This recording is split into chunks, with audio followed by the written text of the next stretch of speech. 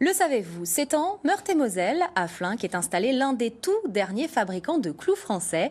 Grâce à l'essor du bricolage durant la crise, l'entreprise, qui vient d'être rachetée, a su rester à la pointe. Laurent Parisot et Didier Bert.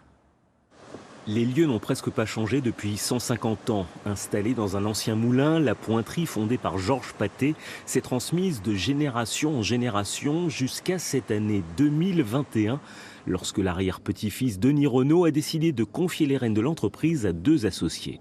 Avec mon beau-frère, David Deflin, qui est originaire du village.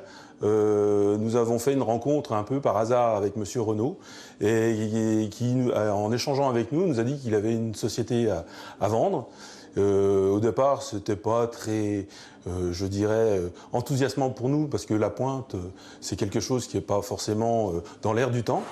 Principal objectif de la nouvelle direction, s'inscrire dans la lignée de l'aventure familiale Pathé en conservant l'ensemble des 15 salariés et leur savoir-faire.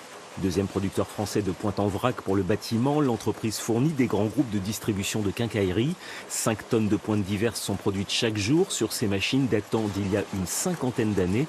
Un outil de production mécanique qui assure une grande flexibilité.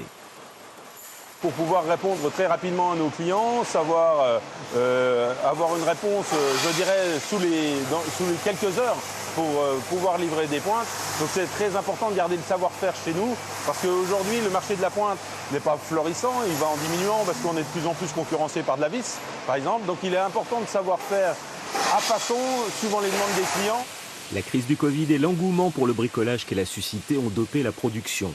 De quoi envisager sereinement l'avenir pour l'entreprise. Elle prévoit de diversifier ses productions en misant sur la fabrication de fils torsadés, une spécialité qui lui a permis de rester en pointe depuis plusieurs décennies dans le monde de la quincaillerie.